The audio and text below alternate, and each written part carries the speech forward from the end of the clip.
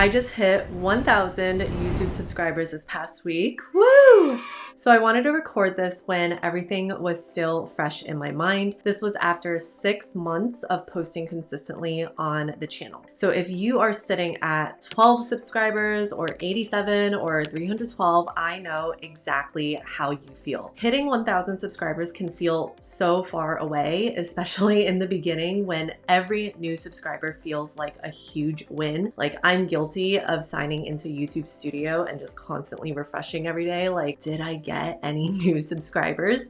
So I know how you feel. I want to share the exact things I've been doing that are helping me grow this channel. And if I had to start all over tomorrow with 0 subscribers, this is exactly what I would do. If you're new here, hi, I'm Danielle, founder of The Wander Lover. I help creators build profitable online businesses so they can work from anywhere in the world. Lately, I've been documenting my YouTube journey in real time. So if that's something you're interested in, don't forget to subscribe. We have new videos every Monday. Before we dive in, I want to remind you that YouTube is not chronological in terms of feeds. It's just the nature of the platform. Someone's video from years ago could show up under other people's recommended videos today, which means the more number of videos you post, the momentum consistently increases behind your videos. So this also means that anything could happen in one day. You could have a video from months ago blow up and you can hit 1,000 subscribers instantly, or it could just look slow and steady, getting a few new subscribers every week or every month. Either way, the first step to getting 1,000 subscribers is first deciding that you are getting to 1,000. So this might sound a little cheesy, but I really believe this. You need to have the unwavering faith that you are going to reach your goal. There can't be any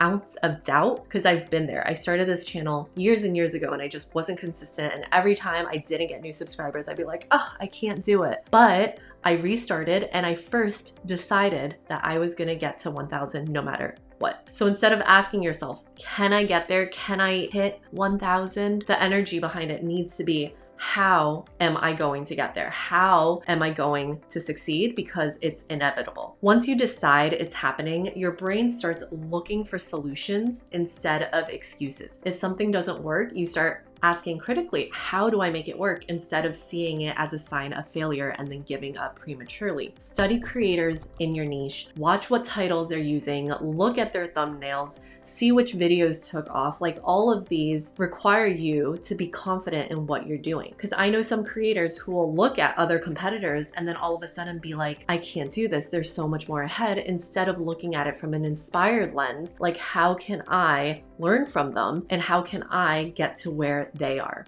right? Instead of dismissing yourself, you are more empowered. You don't need to reinvent YouTube. You just need to make your own version of it. And then don't quit. Honestly, I think that's the biggest difference between creators who make it and creators who don't.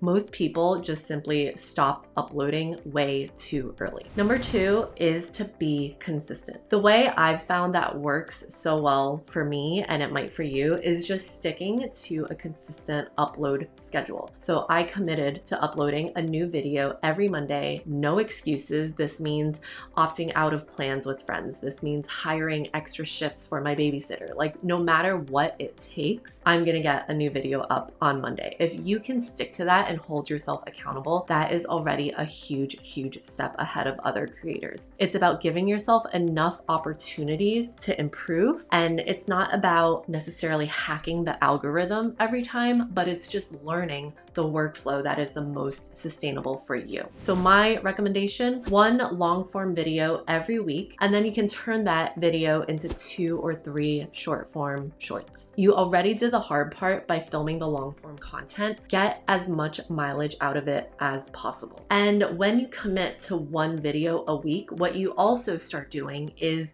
you start batching, right? You start thinking about ideas that you could record 2, 3, 4 weeks in advance, and you record more than 1 video at a time if possible. Your brain just starts working differently when you are sticking to a content creation schedule. So that personally has worked very well for me with a toddler and with traveling full time. So if I can stick to somewhat of a schedule, I know that you can too. Don't film one video every week. Don't only rely on inspiration. You have to be disciplined and dedicated. I'll usually sit down and record 2 or 3 videos in one afternoon because it's just so much easier to stay in that creative flow when your mind is already set and your camera's set up. And please do not wait until the timing is perfect. Like, don't wait until the videos are perfect or you have like perfect makeup or the perfect setting. Just commit. I've posted so many videos that I feel like were not perfect, but remember, done is better than perfect. And most of the time when you are constantly tweaking or worrying about things, in reality, no one notices except for you. Like, those problems only exist in your mind. So I guarantee you that if you just stick with posting and stick to it,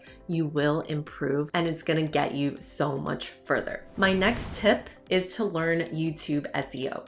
And to be honest, I didn't do this in my first few videos, which is why I don't think they performed as well. But one of the biggest mistakes I see creators make is constantly uploading videos that nobody is searching for. Like, in order for your videos to do well, most of the time people need to first be searching for it, unless you have like a huge personal brand, right? Like, once you have made it and you have lots of subscribers and anything you post people watch, until then you're gonna need your videos to be discovered. And how you do that is by optimizing for YouTube SEO. So before I film almost anything, I ask myself, would someone actually type this into YouTube? Would someone search for it? And that's where TubeBuddy has been really helpful. So I downloaded an app called TubeBuddy to research keywords, compare titles, figure out whether a topic is too competitive, whether it even suits my channel, because they give you like a relevance score. And then I record every topic and I have it in a note in my notes app on my phone. Remember that YouTube isn't Instagram, so people come here looking for answers. If your videos answer questions people are already asking, you're giving yourself a much better chance of getting discovered. And I know you might be thinking, I don't want to record videos that are educational, or I don't want this certain keyword. I know you don't have to do that forever, but for your first few videos, in order to get discovered, you're gonna want the relevance score higher up. So if you don't have TubeBuddy, I recommend it. You can get the basic plan and it's just like a few dollars a month. And if you're serious about growing on YouTube, I recommend looking into it. My next tip is to spend more time on your thumbnail. And again, TubeBuddy really helps with this because you can compare how your thumbnail looks among all of the other videos that show up when someone's searching a certain keyword. You want your thumbnail to stand out. People nowadays have really short attention spans and they are visual learners. So if someone searches something and you have a thumbnail that's really catchy, usually with your face in front of it, that will outperform others. So you can create the best video on YouTube, but if nobody clicks on it, nobody will ever know. So your thumbnail has one job: to get the click. I actually like designing my thumbnail before I even start editing because it forces me to ask, what would make someone stop scrolling? Keep it simple, big emotions, easy to read text, high contrast, and try to stick with one editing style if you can. That's honestly something I'm still working towards because I'm just so like, I want this color and I want this font. So I'm still figuring it out, but slowly and surely we are getting more and more cohesive as a brand. I'll always have a picture of my face or just me on the thumbnail so that you know it's from my channel. And over time, you're going to have a really cohesive feed so that people know it's your channel just by your thumbnail. Don't be afraid to change it later if it's not performing. I've swapped thumbnails after publishing and sometimes it made a huge difference. In one of my other videos, I tried like an A/B test to see if one thumbnail would perform better than the other. But for me, I think my channel was too small, so the results were inconclusive. And so I'll try again as my channel grows, but right now just focus on getting people to click on your video.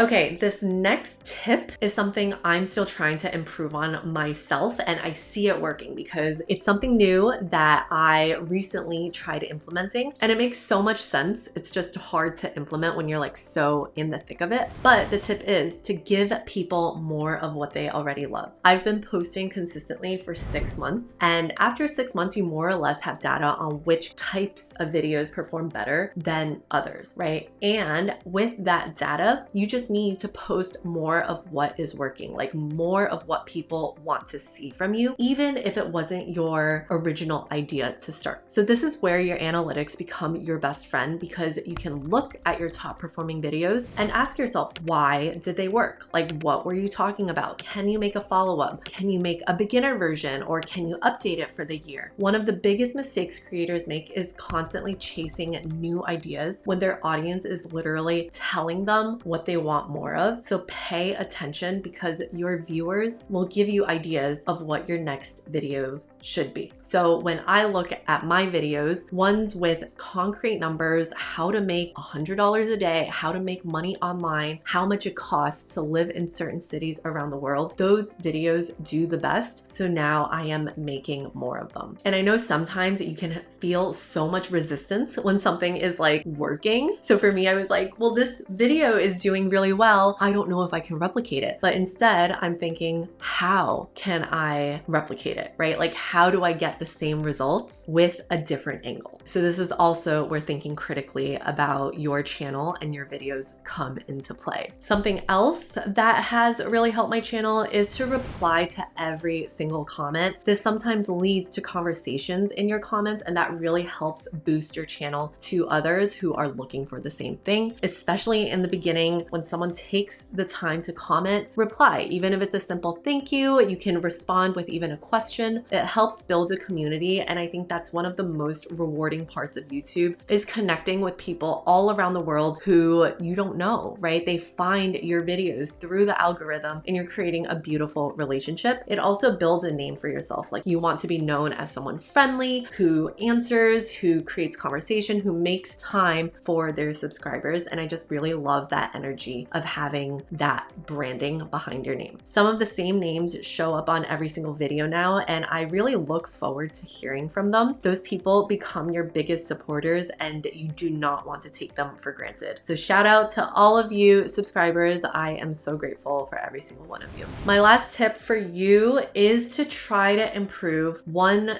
thing every upload. It can be the smallest thing, but this will teach you how to think critically and look at your videos from an audience perspective, instead of just focusing on what you want to record and your own agenda. So you don't have to, edit 10 things, just one. Maybe a stronger hook, maybe a better audio, maybe you can hire an editor, maybe you can ask AI how to improve your thumbnail. You do not have to be an amazing YouTuber overnight, and most YouTubers I know and most YouTubers that I watch do not become huge sensations overnight. You just have to become a slightly better creator every single week, and if you do that for a year, I know you will be so much closer to 1,000 subscribers than you are now, right? Like, with more practice, with more improvement, you're only going to get better, and you'll be shocked at how far you've come. One last reminder is that with the number of videos you put out, it's going to be easier and easier to hit that 1,000. So at least for me, like, the first few hundred were the hardest, and that's why I gave up YouTube for years. But when I came back, I was like, I need to make more videos. And over time, the number of people watching your collective number of videos are going to increase, right? So what I found is that it was so much easier to go from 900 to 1,000 subscribers than like 1 to 100. So just keep going, be consistent. Those are the exact things I'd focus on if I had to start YouTube from scratch today. Getting your first 1,000 subscribers is not about one viral video, and it's not about being perfect. It's showing up consistently, learning from every upload, and sticking with it long enough for the results to compound and for the results to become inevitable. I'd love to know, so comment below, how many subscribers are you at right now? Leave a comment, because I think it'll be really fun to come back to this video one day and celebrate how far you've come. And if you want to start your creator career and travel full time and be able to work from anywhere, make sure to check out the Travel Influencer Handbook linked in the episode description. It walks you through exactly how I've turned content into a full-time career, and it'll save you years of trial and error. Thank you so much for watching, and I'll see you next week. Have an amazing week, my loves.